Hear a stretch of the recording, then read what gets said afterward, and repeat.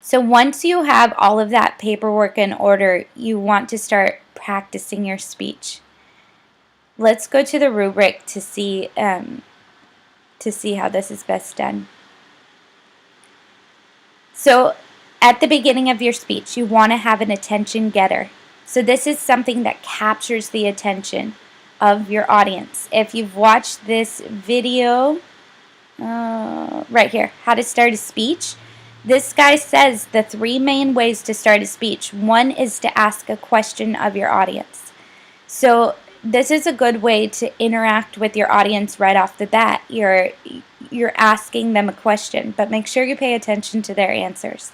The second way you can start a speech is by, he says, give an interesting factoid that shocks, or this just means give an interesting fact or statistic that shocks your audience.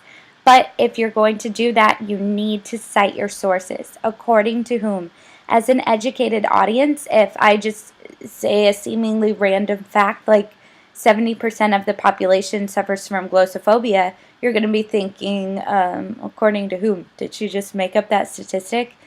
50% of statistics are made up on the spot, right? So you need to say, according to whom? So according to Rothwell's Practically Speaking, 70% of people suffer from glossophobia. So you can give an interesting fact, and the third way he recommends is to tell a story, a personal narrative.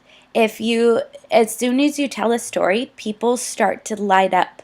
It humanizes yourself, and it gets people to listen. So that's a great way to start. Some other ways to start a speech: you can tell a joke. If it's appropriate, you don't want to tell an inappropriate joke. But if it's appropriate, humor is a great way to start a speech. You can start with some commonly known words, like from the Declaration of Independence or something like that, whatever's appropriate to your speech.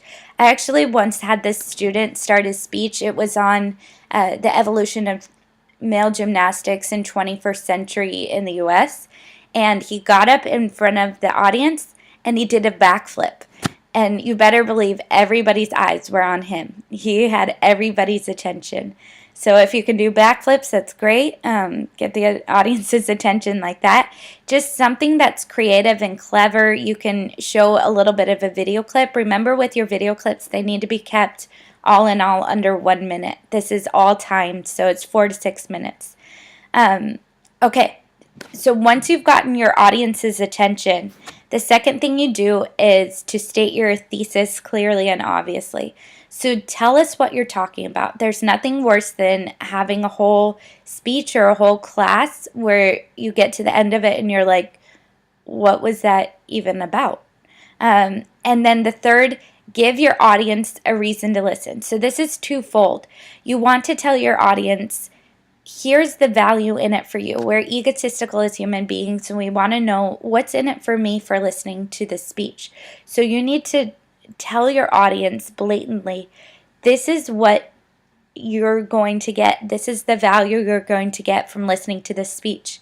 The value you're going to get from listening to this video is you're going to be better prepared to do your speech this week. The second part of giving them a reason to listen is stating your credibility. You've gotten to choose your thesis for this assignment, so I expect that you have some credibility in this department. What gives you the credibility to do this speech? It might be just, so I got interested in this topic from this, or I've been researching this area, or I've been working in this field, or I have a certification or a degree in this field. Tell us, as the audience, tell us what makes you credible or really worthy to speak on this topic, so that we'll listen. And then the last thing you do in the introduction is, oh, and by the way, in that credibility, that's where you actually introduce yourself. A lot of students, for whatever reason, they get up to the center of the stage and they, hi, my name is Jane Doe. Okay, no one cares yet. They don't care right here. They start to care right here after you've gotten their attention, after you've stated their thesis, after you've given them value to listening to this, then they care who you are. That's when you introduce yourself. But if you just get up in front of the stage and introduce yourself, it makes it a little bit awkward. Like, we don't care yet. If you look at any really good autobiography books, none of them start with, "Hi, my name is Barack Obama," or "Hi, my name is George W. Bush." They start with a story. They start with going into the present and the now, and then they introduce themselves. All right. So after the credibility statement, you want to give a preview of your main points. So what this does is set expectations. The student body, the audience wants to know, what are we in for in this speech? Is it going to be 3 main points, or you have a laundry list of like 15 main points? Set expectations by doing this. So if you're giving your speech on how dynamic host configuration protocol works, you might want to say, so today we're going to be going over servers and clients. So let's start today with servers, and then you transition into the body. In the body of your speech, I'm really looking for your evidence of your research to shine through. So make sure you cite your sources out loud. It does no good if I just have your packet in the back with your resources on it for the audience, because the audience doesn't have that packet. So in order for your research to come across, you need to say according to whom. You need to show where you got your research from verbally. Then in the conclusion, you're going to transition into the conclusion. The main way, and I think a very standard, to my mind, not educated way of transitioning, it's to say in conclusion. Everybody does this. Everybody says in conclusion. Not everybody, but I don't know why it's become the standard. First of all, we should know when you're getting into the conclusion. There's just more creative ways of saying this. You can say in summary. You can say so what we've learned today. I actually had one student who came in with 3 candy bars, and in her before her preview of main points, she said, all right, I have 3 main points today. Here they are. So if anybody remembers these, in the conclusion, I'm going to give you these candy bars. You better believe everyone paid attention to that speech. So when it came time for a conclusion, she said, okay, remember those candy bars. And that way she transitioned into the conclusion. Then you're going to review your main points. You're going to also restate your thesis. You really want to make a good sandwich. So today we talked about servers, how dynamic host configuration protocol works. We talked about servers and clients. And that way you've created that nice sandwich where you've stated your thesis and your main points here at the beginning, and then you're stating your thesis and main points here at the end. And then you want to give a clincher or a closing. It's not enough to say, are there any questions at this time? Or it's not enough to say, okay, that's it. That's not a clincher or a closing. Really give the audience a powerful ending and strong. All right.